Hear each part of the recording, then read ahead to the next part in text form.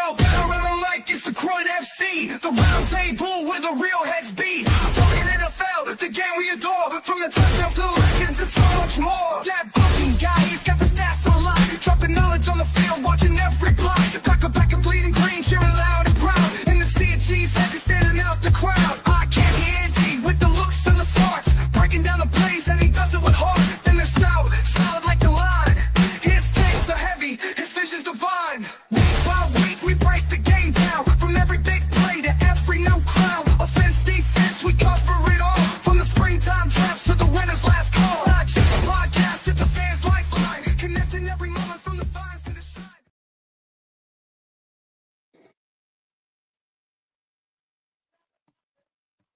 Good morning. Good morning. Week 14 starts off with a bang with Thursday night football.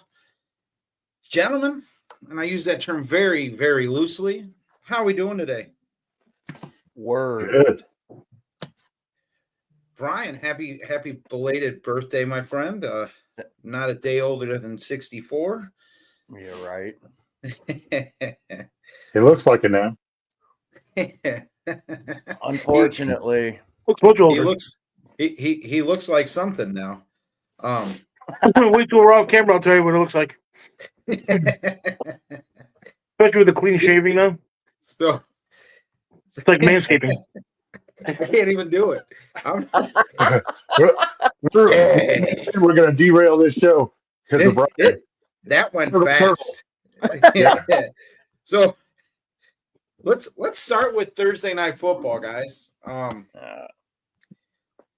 Before we get into that, this is a topic that's hit the internet pretty hard. So let's.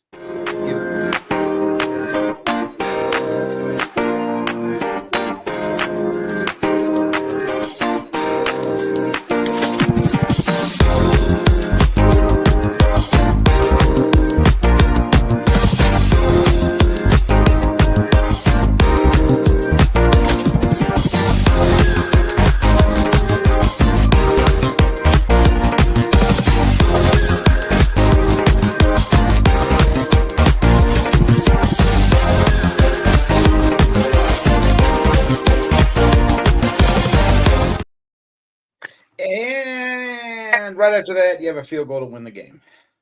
So actually, there were two things I want to be able to say about that. First, he was making a football play and he was just a victim of circumstance. Number two, even though it's not the Kansas City refs, quit your crying. Detroit. Nobody likes the Packers. Okay, look, Packers fans don't like the Packers.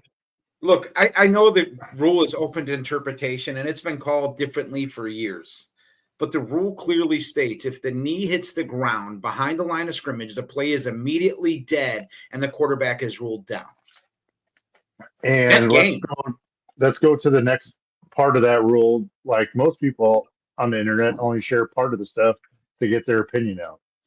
It has to be giving himself up. He wasn't giving himself up. It doesn't say give himself up. If you read the rest of the rules that's in that section, yeah, it does. I don't know, man. I'm just saying it's clear. You just clicked something from the internet and just shared it like we know. No, I actually omitted the last section of that so we could have a debate. I know. It's clear, right? He's making a football move. He trips over his own lineman, hits a knee. Now, my question is, does that change the play if it's not his own lineman and he trips over, let's say, the defensive tackle gets through and he snags his foot there? Play's over, right? No. You keep playing until the Detroit Lions win. Brian, there's a lot of calls up in the air there, Brian. What are your thoughts on this game? I mean, regardless of the calls, the failure to start quick hurt him in this game because you basically had to then play comeback, which obviously you were playing a team that was depleted defensively to begin with. I think what they say now, they've got like 11 guys on IR on their defensive side of the ball. Yes. I mean, this game screamed for the offense to have a day against them, but then as good as the defense has played for Green Bay the last few weeks, they could not stop them whatsoever. And Detroit's just they're just good. I mean, I give my hat goes off to them. I mean, that's 11 straight, and they're proving everybody in the NFL that they're going to be the team to beat, regardless where they're playing. 11 straight. Who'd they play week? Wait, who'd they lose to? The Vikings, right? Oh no, the Bucs. Negative. You know where he's going with this. Don't encourage him. Let's play the game. We'll get to them later. All right, but no. Anyway, it just like I've always said, the mistakes have to be minimal against that team, and I think the one drive where Christian Watson tried to extend, fumbled the ball. I think that was the one that kind of just said, okay, this is the way this game's going to go, because you make a mistake on this team, they're going to make you pay for it. They made them pay for it. And honestly, Christian Watson has been highly disappointing ever since he's been a Packer. Yeah. So I was just going to ask, do you see a ceiling there? I mean, has he peaked? There's so much potential there, I think. He needs a change of scenery. I think the Packers honestly just need to get a true number one receiver instead of just 4 guys that are all average to above average. That's the team philosophy. He's so talented. If he learns how to run a full route tree, he's going to be a number one. He has the ability to separate. He makes big plays. Granted, he cost you, right? He had a fumble stretching out. I get it, but big play potential's there. He's not hurting you by any means being on the field. He's drawing attention. He's pulling coverage over there, leaving other players open. You really think it's time to move on from? I mean, it's what, 3rd year? Yeah. I mean, how many years does it truly take for a receiver to get it, though? If you are supposedly that talented and actually coming out being a high second round pick who set records at what is it, North Dakota, right? Yeah, ND State. Yeah, I mean, the dude's problem is, and it was clear on the draft sheet, the dude's problem was his hands need to be better. He was not a sure-handed wide receiver. What happened the first play of his career? Rodgers went to him deep. He's wide open. The ball literally, you could have just handed the ball into his hands. Drops it. Right. I mean, where do you go though? I mean, is that where you look in the draft? Are you looking the draft already? You're still in this. I mean, no. I mean, yeah, we're still in it. However, it's just it is not a bad idea to go ahead, highlight the things that's glaring. I think Green Bay has found their tight end. I think they're gonna keep Jacobs. Jacobs is really impressed, but I really think they need to find either through trade or in the draft, they need to find a sure-handed number one wide receiver. Right on. What's their draft? What's their draft number? What's the Packers draft number? Yeah, do they have any first rounders? Any good first rounders? High. I honestly haven't looked. So, I mean, you're looking at earliest 20. Right. You're making the playoffs. You're going to be a hard out in the playoffs. I think Green Bay proved they're going to be a hard out in the playoffs, especially if they end up facing Detroit down the road. That's a game I wouldn't mind seeing. I think that the tables could turn at that point. It's hard to beat a team 3 times in a row. I will tell you that the GM of the Packers made a comment basically saying, I hope we play them in the playoffs. Yeah, I think that's... He wants them bad. Yeah. Gross. First off, it's not really that difficult for one team to, beat another team 3 times or 4 times or 12 times. But Well, if you're a Bears fan, you're used to that. Maybe. If you're playing the Bears, maybe, but speaking of the Bears, says the Cowboys fan, really? Wait a minute. Speaking of the Bears, we can go right into that. We've already covered the Packers. Let's go to the Bears. well, Go ahead, Andy. Andy, cover the Bears. I don't want to now. You guys been mean. So you got a couple of things going on. Now you actually have three players that are out. You got Ryan Bates, offensive line. He's actually out with a concussion. Elijah Hicks out with an ankle. Rashad Johnson, running back, is also out.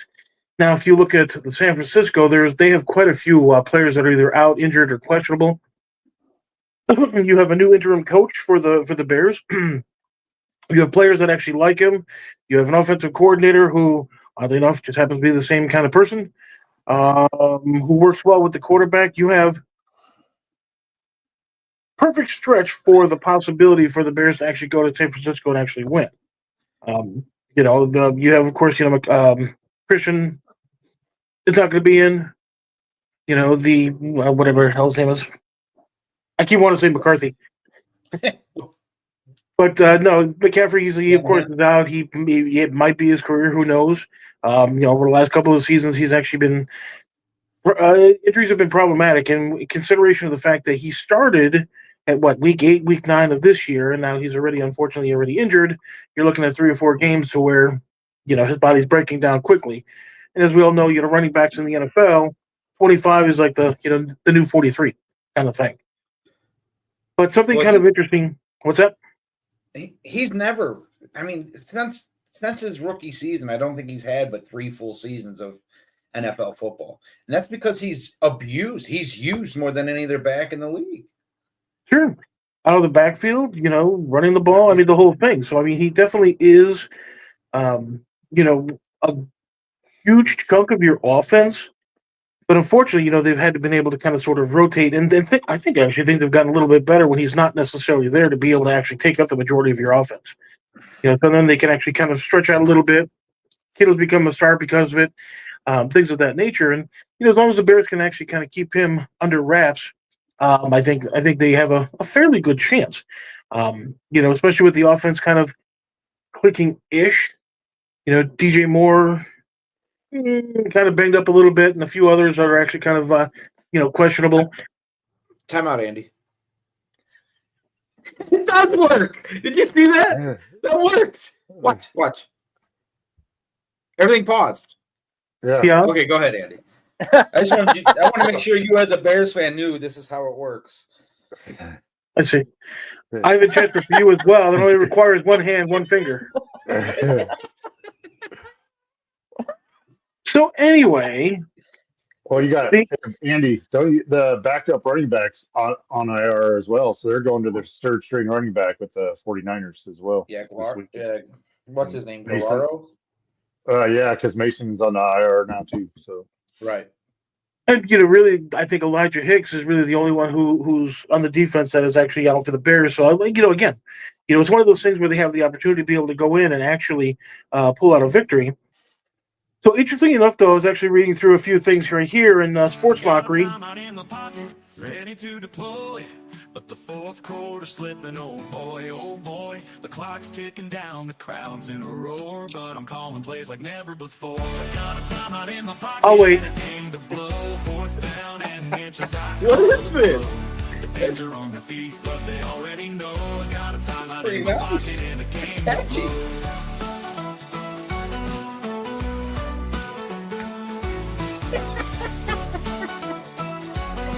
Andy, you definitely feel the love here today. Your people give me engine up and gas. It's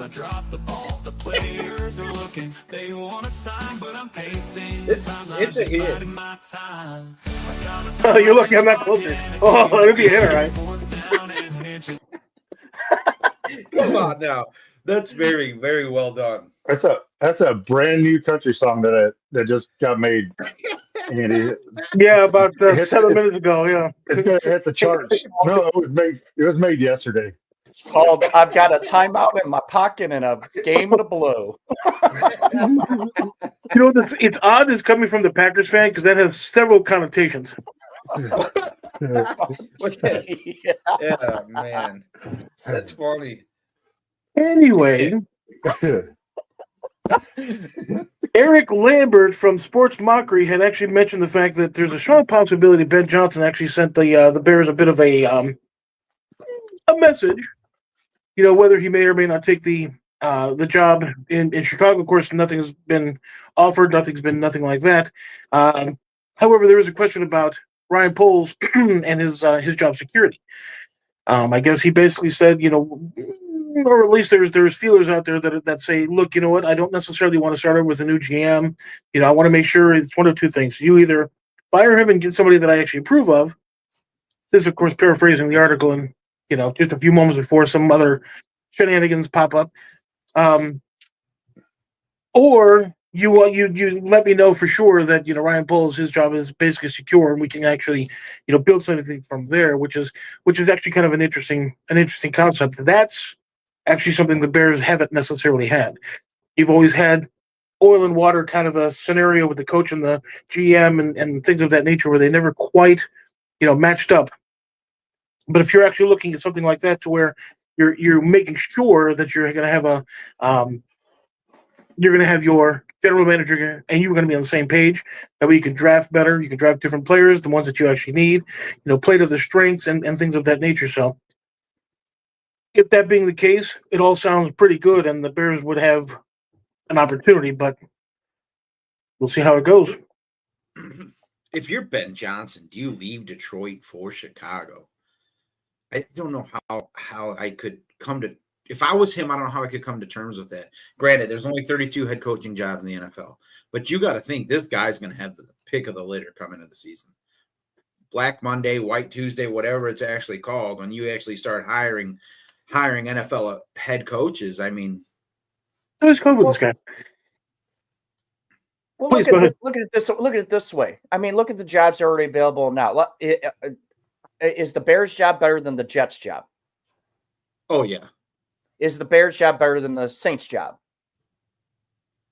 Have you been to New Orleans? I don't know. The reason I say I don't know to the New Orleans job, the Taints job, whatever they're called, the South it's up in the air. There's no stability right now in the NFC South. Anyone could win that division at the flip of a coin, it seems. Every year, it's always up in the air. So, yeah, I think the Saints job is more appealing than, let's say, the Bears job. And you'll get to pick your own quarterback. I totally disagree. There's a couple of reasons for it. Number one, you have a different market, which means that you can actually get out and about. And if you actually can win, and granted, over the last few years, the Bears haven't necessarily been, but if you can actually win in Chicago with one of the more story type of franchises, then you'd be able to pretty much be like Ditka. You'd be iconic. And who doesn't want to necessarily be the head coach of a Super Bowl winning, division winning, championship, type football team? Oh, I was the offensive coordinator. But you're not the head coach. If you're – go ahead, Mike. Yeah, but didn't he already interview for the Bears job and they told him no, basically? That's last season. That's a big, that didn't sit right with him. You'd go back and you wasn't happy about it. So I don't see him going to the Bears at all. To be honest with you, I don't see him leaving. I can see a scenario where he's looking for something a little bit better. If you can guarantee me this, for example, the GM's going to be there for an extended period. If you can have certain job security, 5-year, whatever the case is, if you're going to be able to have control over, personnel a little bit more than the GM would, pretty much if you're going to be able to actually dictate the stipulations in which you actually get there, he's actually set himself up for the perfect case, the perfect scenario. And I think that's actually where he's got the Bears kind of over the old barrel, so to speak. Just simply because, he can actually dictate, at least at this point, he can actually dictate the terms of his arrival. But the Bears, of course, do have other options. Let's be honest. The Bears aren't going to be shopping in, the high-end markets for a head coach. I honestly think you might see the Bears going to get a former Kansas City Chiefs offensive coordinator who was just recently fired from the college ranks to be their head coach and Bieniemy. I mean, that seems more like a Bear move to me. I'm not insulting the Bears franchise, but they don't seem to be the team that's going out making the big splash. Their big splash was Mark Trestman. I don't know if you remember that. That was the big splash. They were thinking outside the box. I mean, Yeah, that's a point. Yeah, and unfortunately, his style of game did not necessarily transfer as well as he had hoped from the Canadian League to the NFL. Well, that's because your slot man can't start full speed 20 yards behind the line of scrimmage. And you don't have a 175-yard end zone. That's But I mean, what about the possibility of the potential possibility? Sure, they did. Well, actually, they paid top price, just not for a good coach. Yeah. But now think about this. What are the possibilities potentially of having some sort of a trade with the 49ers for their head coach? Is it worth that to you? What would it cost you? It's going to cost you at least 1 first-round draft pick, possibly 2. The Bucs did it with John Gruden. They got their Super Bowl, but it set their franchise back after that point. They made the playoffs for a couple seasons after that, and then they fell off again. Is that something you as a Bears fan are willing to deal with just to get one more Lombardi? It's one of those things that's actually kind of interesting because Kyle Shanahan could conceivably do wonders in Chicago because with their offensive scheme and with the players and personnel that we currently have, there's a strong possibility that he could actually develop into an offensive juggernaut, oddly enough. Well, let me ask you this. What quarterback is not fit here? Brock Purdy, Jimmy Garoppolo, Caleb Williams. Who doesn't fit in that? You have pocket quarterback, average arm strength. Pocket quarterback, somewhat athletic, average arm strength. You got an athlete who can run and throw the ball, accurate arm strength, but not really a great quarterback as of yet. So that gives you the opportunity to develop that quarterback into what you need and or want. So if you actually take Brock Purdy, for example, and or Jimmy Garoppolo, they do in fact have pocket passers almost strictly because of the fact their athleticism, of course, has kind of fallen off. They can run if they have to. But Caleb Williams is kind of the same way, is the fact that he can run, he can actually get you that first down, but he also scans the field and can potentially get it there. Unlike Justin Fields, for example, who 1 or 2 quick little reads, and, if it's not there, if he's not developing or throws the guy open, he's taking off, which, of course, could lead to a couple of things, fumble, injury, whichever the case might be. So, I just think that if that scenario actually plays itself out, I think it would probably end up being to a plus for the Bears and Caleb Williams, because it's simply you re-signed Keenan Allen, who showed the desire to actually want to come back to the Bears. You'd have to pay him a nice chunk of change, but you have Odunze, you've got DJ Moore, you got Cole Kmet, you have running backs, you have everything that you basically need except really the coach / offensive coordinator. Thomas Gordon could go back to offensive coordinator if Shanahan doesn't bring somebody in, but you have a new head coach that's actually more of a offensive style minded coach that. Look what he's done in San Francisco. Yeah, I agree that they need to go offense here, and I agree that it can't be the person that only called one play with the last 32 seconds of the game. You have him interning as head coach, but no one has pointed any blame to that man that I've heard of on Chicago radio or on Chicago media. No one has pointed blame at him. It's all on Flus because that's the easy scapegoat. However, if you saw his introductory press conference, he did take accountability on some of that stuff. He said that he shouldn't be looked at as a guy that's going to be the replacement that's going to know what to do. He was just as at fault with the situation as it was Eberflus. He took accountability. He owned up to it. Yeah, but no one's calling for him. You understand what I'm saying? There's no. No, you're right. He accepted it, but no one gave it to him. No one pushed it on him. Yeah, but of course, being the quarterback, that's naturally what you're going to do anyway. In order to be able to make sure that your teammates actually rally around you and be one of the locker room leaders, you're going to have to take accountability for stuff that hey, look, these two guys got into a fight because of whatever the case is. Well, that was my fault. I should have done this or should have done that. It's just kind of how quarterbacks have to play things. But Anyway. yeah, in the grand scheme of things, I think the Bears have a good opportunity to be able to win today. It would probably be close. Maybe they would score 47. I honestly think this is the Bears' chance to get back in the win column. This game has got to be the game they do it. This team is ripe for the picking. You just put Bosa on injury. I mean, I went to CVS and I got a receipt and it's shorter than the injury report for the San Francisco 49ers. It is ridiculous how thick that is. But we have another game in the NFC North. You got the Minnesota Vikings hosting their former quarterback and Kirk Cousins. How do we have this game laying out, gentlemen? I think it's at Vikings, so I definitely think they have the advantage. They have the advantage there. I don't know. It's going to be one of those things. You can't necessarily throw anything defensively at Kirk Cousins that he hasn't seen before, either in practice or whatever the case is. So it's going to be kind of an interesting thing.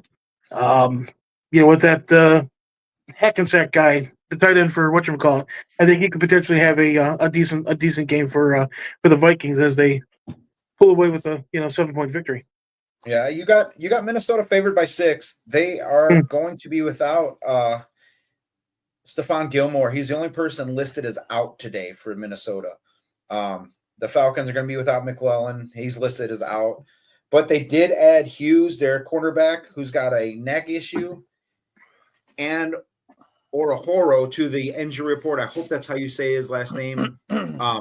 Those are both expected to play, but a neck injury at a corner is something to watch. You've got to get your head around to get to the ball. And it's going to be an issue for Atlanta to win today, I think, in Minnesota. Kirk Cousins is coming off one of his worst games this season, throwing 4 picks last week. He started Kirtcember pretty early this year, and it seems to fade off every December with Kirk Cousins. I was just going to make that point. Obviously Kirk Cousins has this game scheduled, on his schedule or circled. Yeah. I don't think Atlanta has a shot in this game. I honestly think with the Vikings are going to be up for this. They want to make sure that they continue the Kirk Cousins downfall. And that's what I was I'm glad you brought that up. What has happened to Kirk Cousins this year? I mean, it happens every December. Every December he starts to play worse and worse and worse. And it gradually, it starts gradual, and then the fall off is massive. That's why they never got out of the playoffs. What's that, Mike? So my question is there's already, I've seen rumors that they might be starting at Ricky after Michael Penix Jr. after if he has a bad game in Minnesota, if he can't, have a decent game. You can't. I mean, I don't think you can. And I'll tell you why I don't think you can start your backup. Minnesota's a good team. They're in the hunt for the playoffs. The Atlanta Falcons are sitting tied with the Tampa Bay Buccaneers atop the NFC South. You are still in the playoff hunt if you're Atlanta. If you lose to a good team, let's say it's a close game and you lose.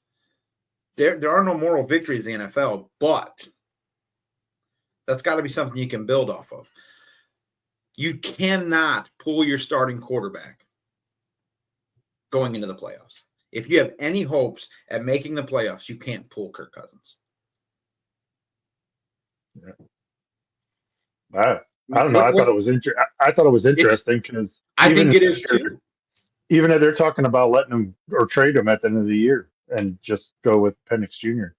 I believe that's more of a possibility. Is that Kirk Cousins is out of Atlanta next season? Who are you bringing in? It's like typical, like Indianapolis Colts. You're bringing in Aaron Rodgers. Well, I think you have a good point with Aaron Rodgers. I think you're going to see Aaron Rodgers move on from the Jets, and you might see Kirk Cousins just head up the coast and go play for the Jets. You start Penix Jr. in Atlanta. You're not losing much. You're gaining more athleticism in the quarterback. position. He's got a year's experience playing under a good quarterback like Kirk Cousins, a good game manager. So he should have the.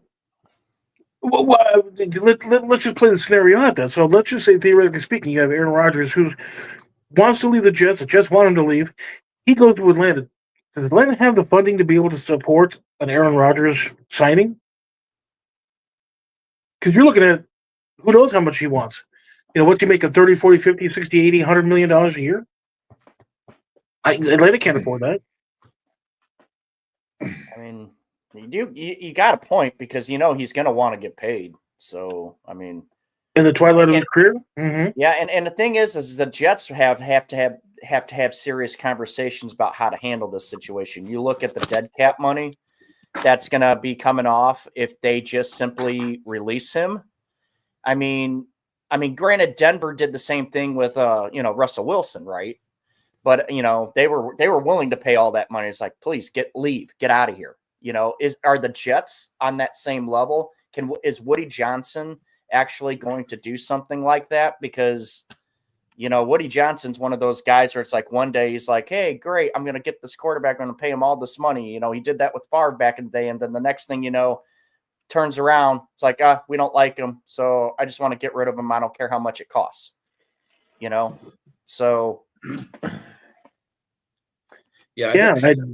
In Atlanta, I think, like I said, I don't think they have the funding to be able to support a Aaron Rodgers takeover. But worst case scenario or best case scenario, really for Aaron Rodgers, he says, you know what, I only need $20 million, whatever league minimum is for a veteran quarterback. And then, of course, you can kind of sort of build at least your team around that, at least for a year, maybe two. Because he's, 40 years old.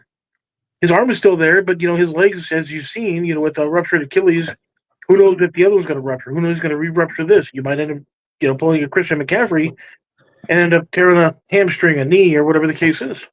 What's interesting about Aaron Rodgers, and this is the last I'm going to say about him because, once again, we're not an AFC show, and I apologize. My earbuds went dead on me for some reason. But he's at best a bridge quarterback at this point. You're not going to see a team that's in contention going out and getting Aaron Rodgers. You're not a quarterback away if you're a team in contention. So that's basically off the table. Mm. He's going to end up in a team that is building. They need a quarterback to make it a year. I don't know, like maybe Dallas. You're going to need a quarterback for a year until you can draft Archie Manning. I mean, that be the only place I see Aaron Rodgers going is Dallas. I'm sorry, Stout, but he ain't going there. And that's another point. You have Quinn Ewers, for example, coming out, I think, this year. So, if Dallas is looking to do something, if he's been the Texas boy for years. So, yeah. But anyway, you want to talk about moral victories? The NFL doesn't like moral victories, as you had mentioned. Mike Evans, 47 straight years of 1,000 yards. Yeah. So what? Hey, it happens. Get out of here. We can definitely go south if you want to go there already. I was gonna let Mike go, but we can go south. We can. I don't think we have to go south at all ever. We can do this up real quick. We already covered the Falcons and Vikings. That game's out of the way. We don't have to worry about Kirk Cousins ruining stuff for the Bucs this week. I think Minnesota takes this one pretty handily. We then got the Panthers going to the Eagles, and need I say more? I think the Eagles win this one handily. But if we're being honest, Carolina might be that team that upsets Philadelphia today. They've been playing good football as of late. I'm not saying it's out of the realm of possibility. I really think that this game's going to be a lot closer than people are predicting. Eagles are favored by 12.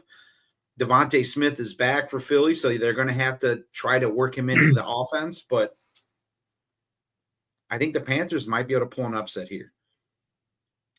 What are your guys' thoughts on that? I mean, do you think it's a possibility? I mean, I know that any given Sunday, but where's the game at? The game's in Philly. It's not happening. I don't give it a chance. Yeah, I don't give it a stone's hell chance. See, I just think maybe Philly's overlooking this. This feels like a trap game to me. It really does. Carolina's not expected to win. They're setting out their star defensive end in Clowney. Everything says it's going to be a beatdown. But and then on the Eagles side, they just put their tight end on IR. So Dallas Goddard. So he's out, which is a big. When they start to throw, they usually get to him first before they start hitting receivers. So that's going to be an interesting thing to see what happens. And that came out the other day, which And I honestly see this could be a trap game. Look who the Eagles have coming up. Look at their schedule. Carolina is by far the worst team on that schedule. If you're overlooking anybody, it's the Carolina Panthers. Bucs were guilty of it last week. Philly might be guilty of it. Kansas City was guilty of it. They've been in all of these games. They've been in close games. Bryce Young has come along as a quarterback. He's not making the mistakes he was making. You let a bad team stick around, they can pull the upset. Well, I don't. Philly's the one thing about Carolina is they run the ball well, and Philly kind of struggles with that sometimes. So I think if they stop the run, there's no chance for Carolina to win this game. Right. Yeah. Go ahead, Andy. I'm sorry. I was just going to say that it looks like that, Jalen Hurts, I guess, he's definitely going to play. I don't know if there was any sort of a question about that, but he's going to play. But Philadelphia does have a fairly injury list. So, I mean, you're right. I mean, they're right for the picking as well. I just don't think the offensive, firepower to be able to actually, score against their defense, or at least consistently, because Jalen Hurts is going to get points whether he's going to be running the ball, throwing the ball, or whichever the case is. So, you could conceivably. I just don't necessarily see it. But you've got a defense that's practicing against Bryce Young every week. His game kind of mirrors that of Jalen Hurts. So you have the familiarity with that type of offense, I guess you'd say. But I don't think they have the answer for Saquon Barkley. He seems to be on a whole new level this year. He seems to be out to prove a point. But like I said, any given Sunday, trap game is right here. And if Carolina's going to do it, they're going to do it this week. We got Saints-Jets. This is a game that I don't think anybody is going to be watching, not even the people in New Orleans or in New Jersey. You mean the Giants? You said the Jets. Giants, sorry. Did I say New Jersey Jets? Yeah. Giants, yes, my bad. I mean, New Jersey Giants.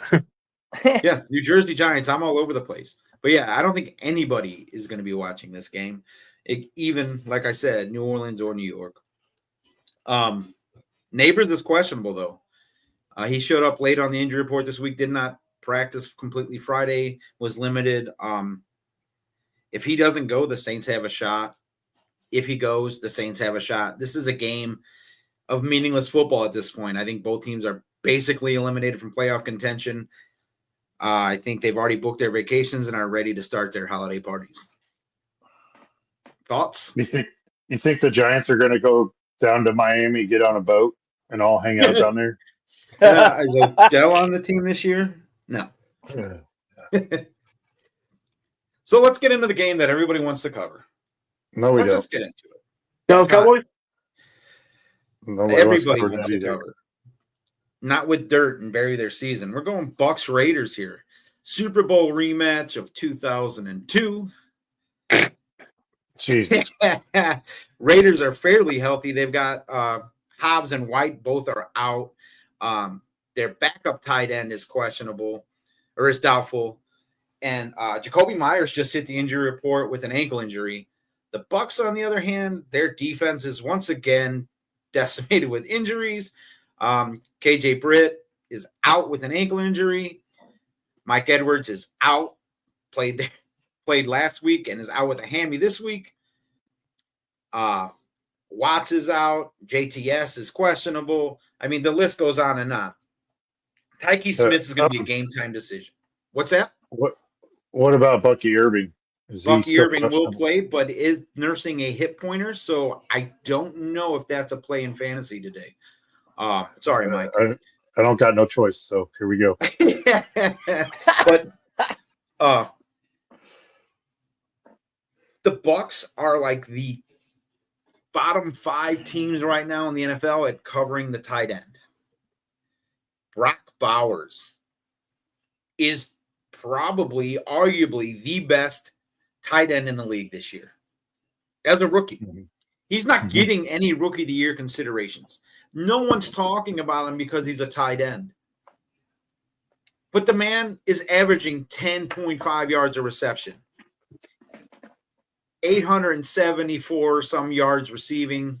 I might have those numbers dyslexic. It might be 847. However, he's like second in the league in receiving right now. What's that? What are the Bucs terrible at covering? Tight end. Okay. How do you do it this week? How do the Bucs flip the script and shut down the tight end this week? They couldn't do it last week. They couldn't stop the seam last. Bucs should have lost that game last week. The only reason they didn't lose that game last week is because Carolina wanted to lose it more than they did. I mean, Carolina lost that game. Bucs did not win that game. How do you stop Bowers this week? Okay, I'll tell you. You guys are so we'll get you here. They're terrible against the tight end.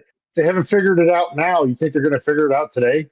They don't have to figure it out today, and that's the point.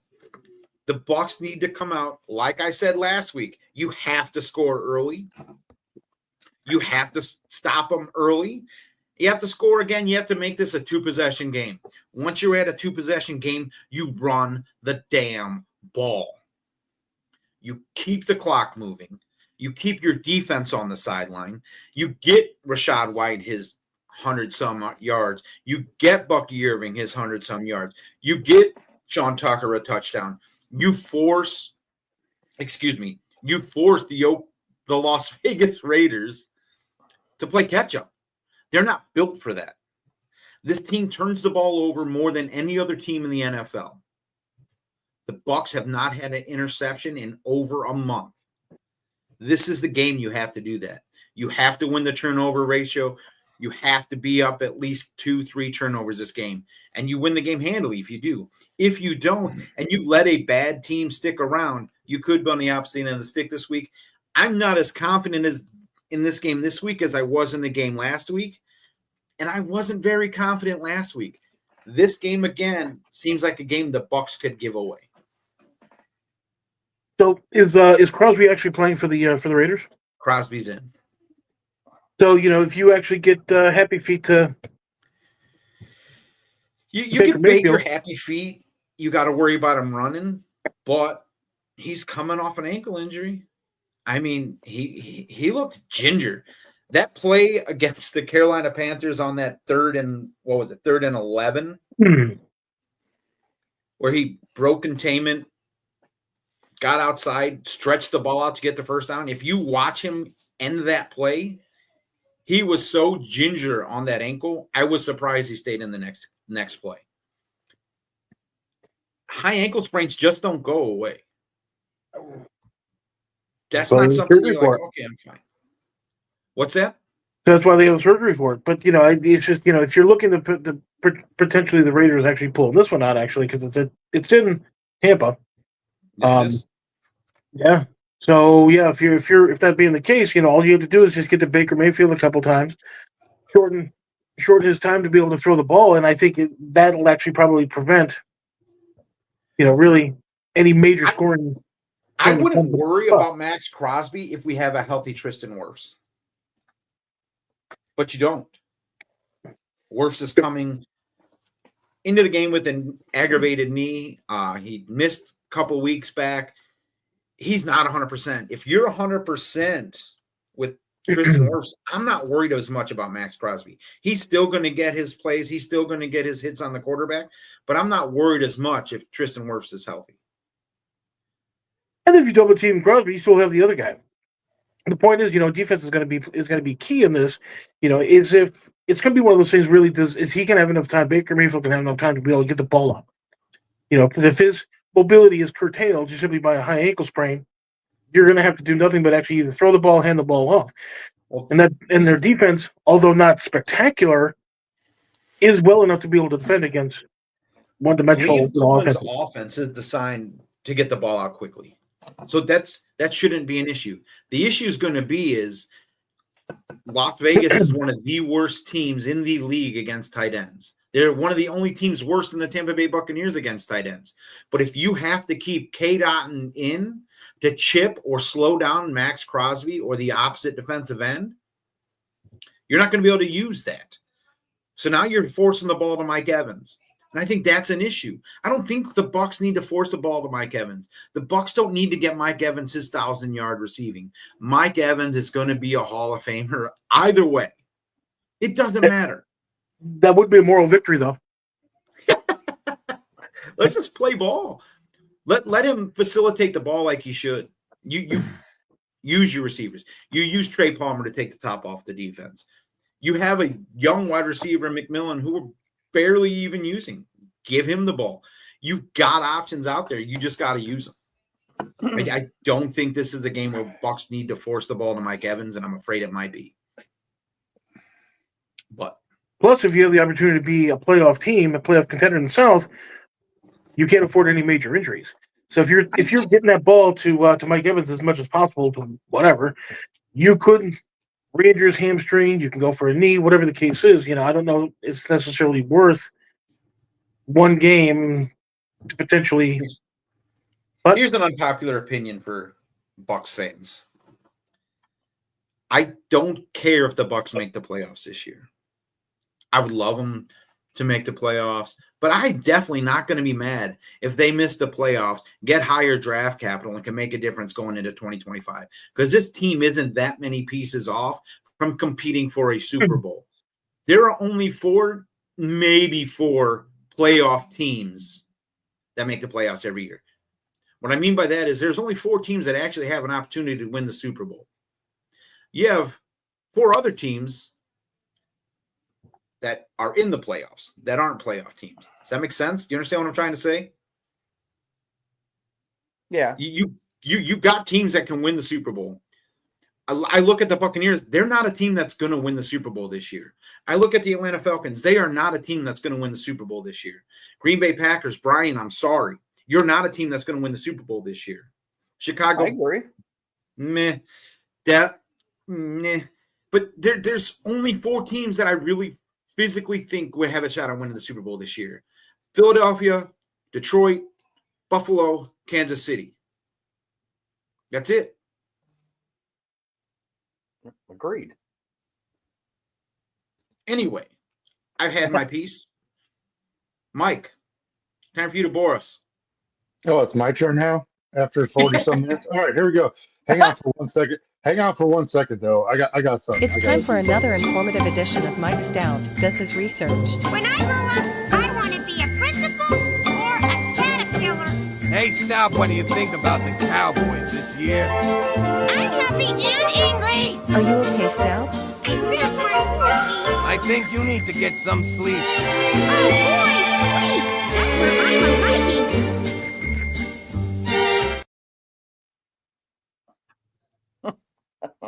What do you think? Does WWE you get your own entrance music now? that's literally 30 seconds of my life I'll never get back. Thanks. I haven't done my research. It just makes your segment shorter.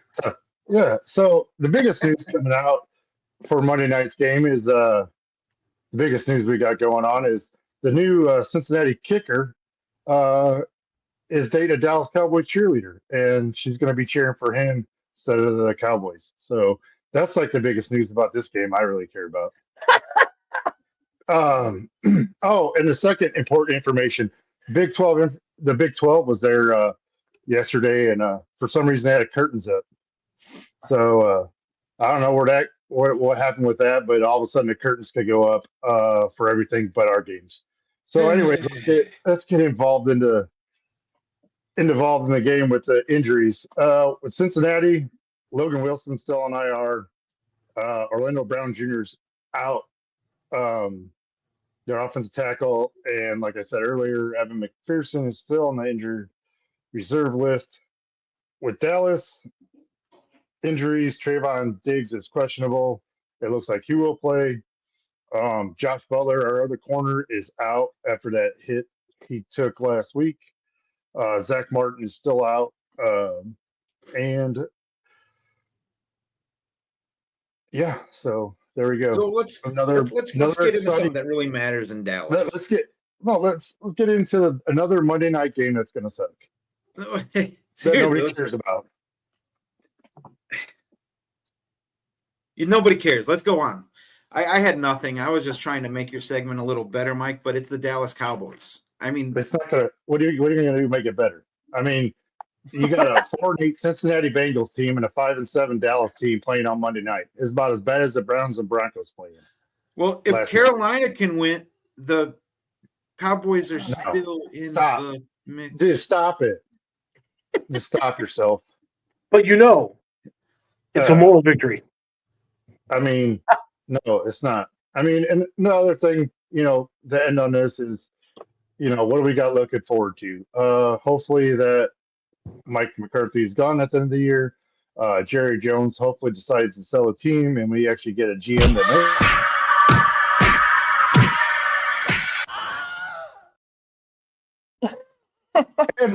And my last thought is something that I thought I'd never say is go Chicago Bears. I hope you beat the 49ers so bad Jerry cries in his bed. That's about it. In this episode of the NFC East, because basically Washington's on a bye this week. So. Speaking of which, they might be getting their old mascot and name back. What about that? No, I believe it when I see it. All right. It's a moral victory. Brian. Yes, sir. Brian, that's his twin brother. We talked about this. You got some bets for us? Of course I do.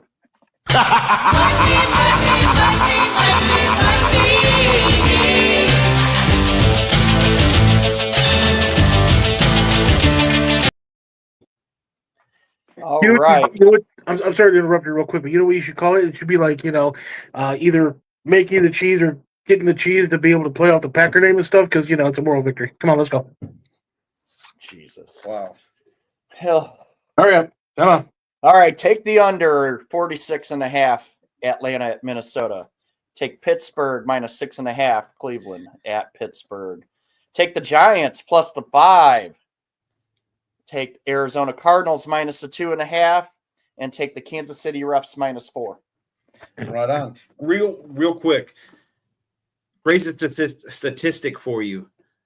The Cleveland Browns have not won in the regular season in the city of Pittsburgh since what year? 1977. Close. I'll give nobody cares for 500, Alex. You're wrong. 2003. 2003. That's impressive. I mean, that's spectacular. To own a team. Go ahead, Andy. Is that just filler? Is what just filler? This Cleveland Brown hasn't, left foot, left shoe, 1973 garbage that you're doing. That's an amazing stat. That's almost like Aaron Rodgers and the Bears. Yeah. But anyway. Really? Hey, it took you that long just to get to that as a punchline? Come on. It's time for Pick 6. Speaking of punchlines. I'm doing my part. I'm doing my part. I'm doing my part. I didn't do shit.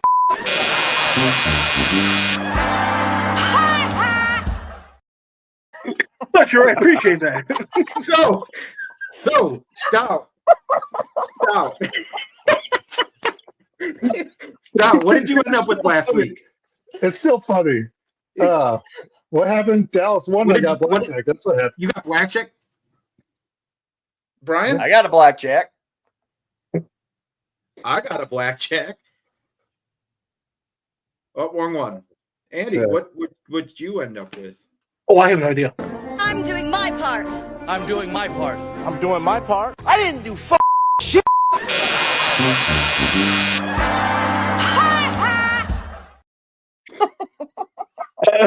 Apparently, I didn't do as well as you guys.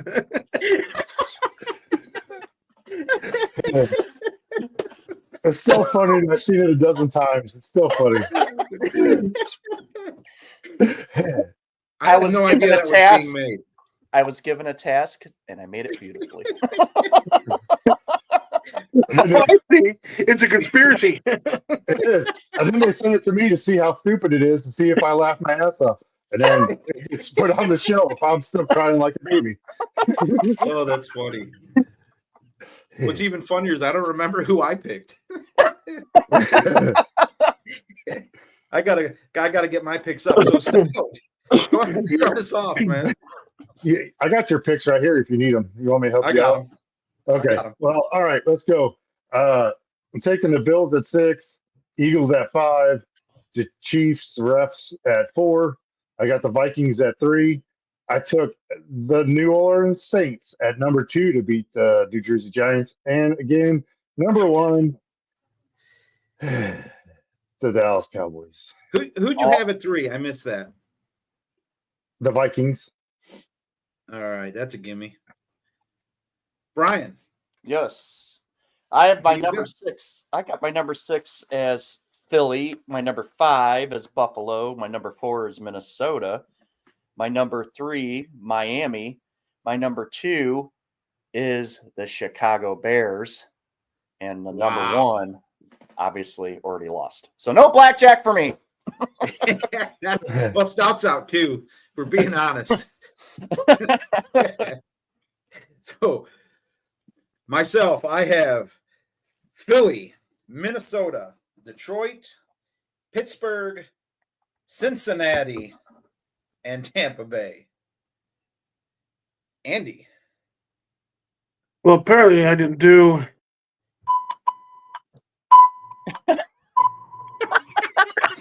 So well played.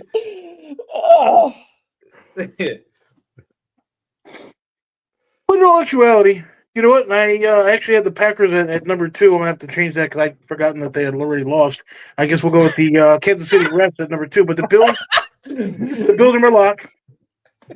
The Eagles, the Vikings, the Steelers, Kansas City Refs, of course, and they should actually switch those. But, of course, the Bears are going to be they're going to win by a great deal. You just sent that this morning. You automatically lost at 9:20 this morning. You know what? Andy. And you. Oh. Andy, shut the up. Wow. And just like that. Anyway. We'll wait to see if Andy gets blackjack, and then we'll tell him, sorry you didn't. You picked the Packers. That way he can lose like yet another. The Bears would have to win. They're going to. So, let's try this. Do you gentlemen have any closing thoughts? Oh,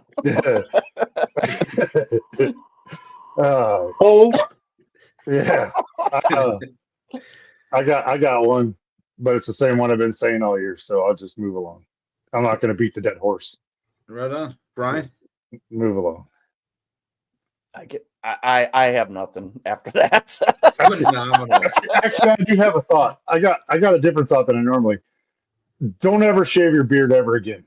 Yes, sir. It's just terrible. So it's a moral victory. As always, I'd like to thank our wives and families, significant others, what have you, for allowing us to do this show and look like idiots 1 hour every week. Thank you all for watching, and we'll see you next week.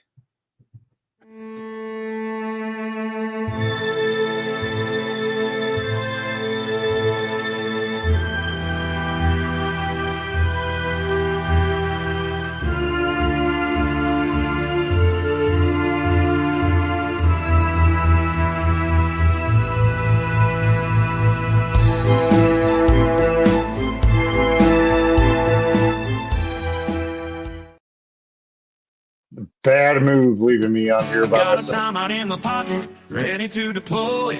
But the fourth quarter slipping, oh boy. The clock's ticking down, the crowd's in a roar. But I'm calling plays like never before. I got a timeout in my pocket and a game to blow. 4th down and inches, I call it slow. The fans are on their feet, but they already know.